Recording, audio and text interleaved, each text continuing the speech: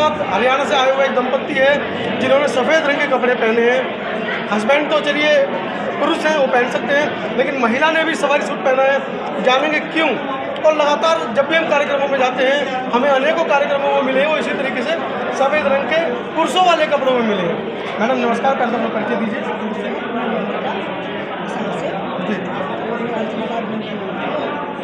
Government job में भी आप जी जी सच्चाई की पहचान जी जो आज से पहले या जब से हम धम्म में आने से पहले जो हम एक बेउद्दी टाइप की जो मानसिकता में हम जी रहे थे जी जिसकी हमें जानकारी नहीं थी, एक इन यहाँ पे आने के बाद हमने एक असल ज़िंदगी में प्रवेश किया जी और ये एक हमारी पहचान है कि उस समाज को, उस व्यवस्था को, जो दूसरी व्यवस्था ने जो हमारे को दबा के रखा हुआ था, ये उसकी पहचान है। ये उसका उनको हम बताना चाह रहे हैं कि मैं एक मेरे जो अपने जीवन साथी के साथ होते हुए भी मैंने पूरी तरह से अपने आप को अलग से लिबास में ले रखा है। इसकी ये जो लोग अंधविश्वास के दायरे में जी रहे हैं, जो एक नकली ज़िंदगी के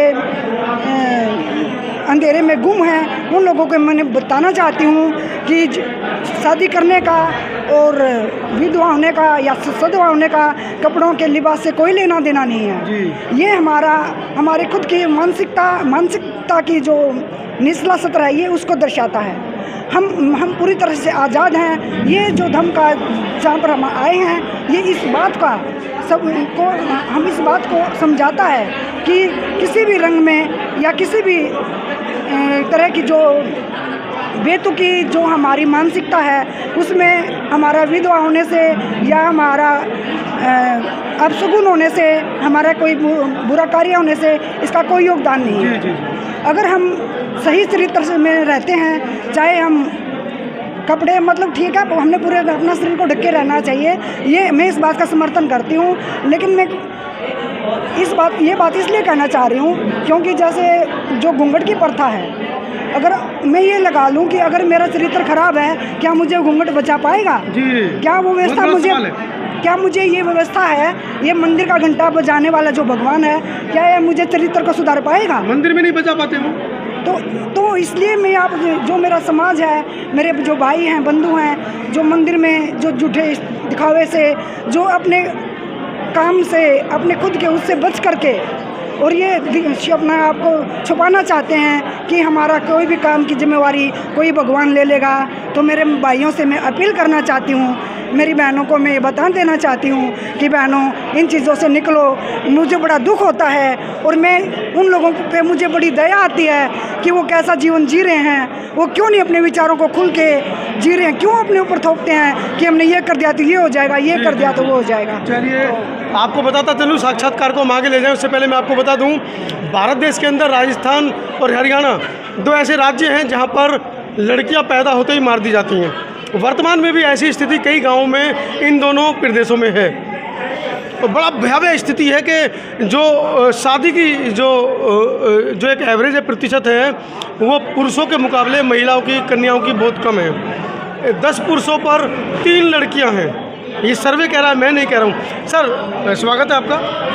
सर नमस्कार जी। सर जैसे कि मैडम ने बताया कि आपको इससे कोई आपत्ति नहीं है, लेकिन आप तो पढ़े लिखे हैं, समझदार हैं, समाज क्या कहेगा, सफ़ेद कपड़ों में लेकर बीवी को घूमते हैं, लोग तो कहते हैं मेरे पति है नहीं है, इस तरह के सवाल आपको सुनने को मिलते होंगे। सर मेरे प्रश्न का उत्तर तो आप ही ने दे दिया भाई, समझदार है और पढ़ा लिखा है, तो इससे बड़ा और सबूत क्या हो सकता है। जब हम इन चीज़ों से जो हमारे ऊपर ये व्यवस्था थोपी गई है, हम अपने तरीके से हमारा जो एक हमारे महापुरुषों का जो एक बौद्ध में भारत बनाने का जो संकल्प था, जो सपना था, वो धीरे धीरे जो पूरा होता नज़र आ रहा है।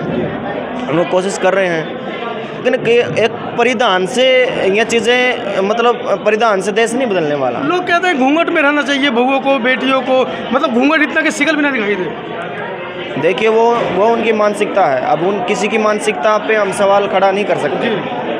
धीरे धीरे वो भी बाहर निकल रहे हैं। वो थोड़ा देखो अंधकार में है थोड़े से, वो हमारे भाई हैं, हमारे बंधु हैं, हमारे बड़े हैं, जब जब इन चीज़ों का उनको पता चलेगा भाई वास्तव में ये चीज़ें क्या है, वो उनको छोड़ेंगे और धीरे धीरे बौद्ध भारत की ओर आएंगे। जी जी मैडम, एक सवाल है आपसे, और मुझे लगता है कि आप जिस तरीके से आपने बताया कि पढ़ी लिखी हैं और व्यवस्था के अनुरूप, व्यवस्था के विपरीत आप खड़ी हैं।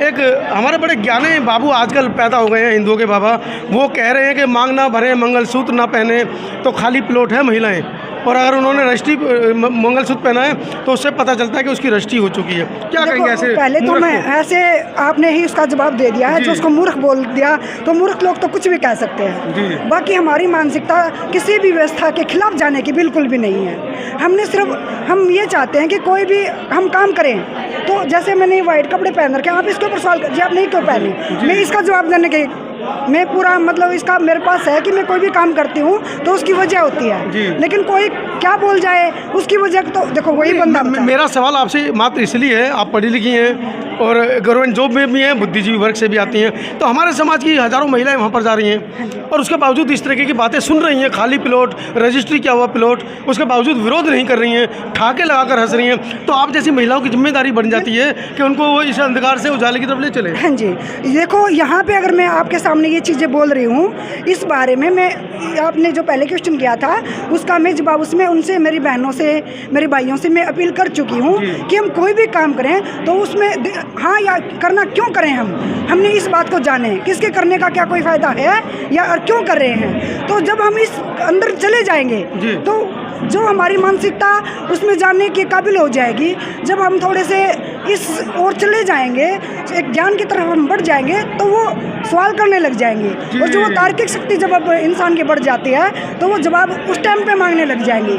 अगर मैं आज उन महिलाओं को अगर मैं देखती हूँ, मुझे बुरा लगता है, लेकिन मैं सच्चाई है कि मुझे रियल में ही मेरी बहनों पे दया आती है, क्योंकि उनकी समझ, उनका जो मेंटल लेवल इतना संकीर्ण हो चुका है कि उनको हम क्या कहें। क्योंकि मैं ज़्यादा पहले, आज से 2 या 4 साल पहले अगर मैं बात करूँ, जब मेरी भी शादी हुई थी तो मैं उसी व्यवस्था का हिस्सा थी। अच्छा, तो सर ये एकदम जो, तो मतलब आप भी देवी देवता को पूजती थी? नहीं, देवी देवता को तो खैर मैंने स्पेशल नहीं पूजा, लेकिन घर में मेरे पूजा पाठ होती थी। अच्छा। जैसे हाँ पहले, तो जब चीज़ें उन चीज़ों में हम उतरे हैं, जब हमने यहाँ पर एक सवाल निकल कर आ रहा है कि उस व्यवस्था में और वर्तमान की व्यवस्था में, जिस व्यवस्था में आप हैं, उन दोनों में क्या फ़र्क आपको नजर आता है? अपने आत्मसम्मान को लेकर एक चीज़ सर ये समझ में आ रही है कि जैसे एक असली चीज़ और नकली चीज़ में जितना फ़र्क होता है वही फ़र्क है। मतलब डालडा और देसी घी वाला फ़र्क है? बिल्कुल नहीं, डालडा तो फिर भी यूज हो जाता है, वो यूज करने लायक वाला घी को तो इस्तेमाल ही मत करिए आप।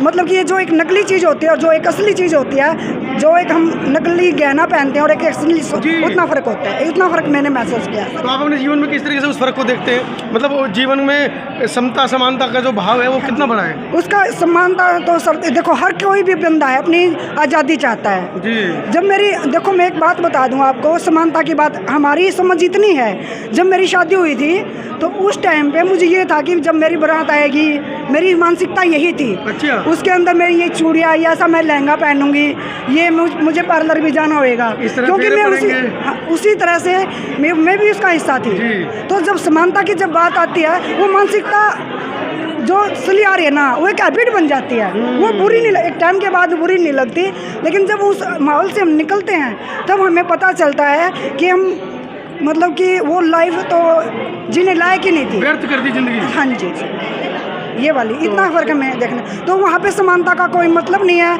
क्योंकि जब आज मैं मेरे हस्बैंड के साथ बिल्कुल आपकी तरह ही मैं खड़ी हूँ, लेकिन अगर मैं उस व्यवस्था का हिस्सा होती तो हो सकता कि मैं यहाँ पे नहीं खड़ी हो सकती थी। तो साथियों, हमारी बहन ने जो हरियाणा से आई हैं, स्पष्ट रूप से बताया कि महिलाओं को अपने मानसिक जो स्तर है उसको बढ़ाने की ज़रूरत है, खासकर शिक्षा में उनको आने की बहुत ज़रूरत है, क्योंकि ऐसे बाबा आप लोगों का जो फ़ायदा उठाते हैं, वो तमाम तरह की खबरें सोशल मीडिया पर प्रसारित हैं। लेकिन अगर आप हमारी बहन की तरह पढ़ लिख जाती हैं, समझदार हो जाती हैं, पाखंड अंधविश्वास को समझती हैं और विज्ञान की तर्कवादी नीति को अपनाती हैं, तो कहीं ना कहीं आपका जीवन भी इनकी तरह उच्च हो सकता है। इन्होंने तो अपना जीवन बाबा साहब और बुद्ध को मानकर उच्च कर लिया है, आप कब करेंगे, ये प्रश्न चिन्ह आपकी तरफ है। धन्यवाद।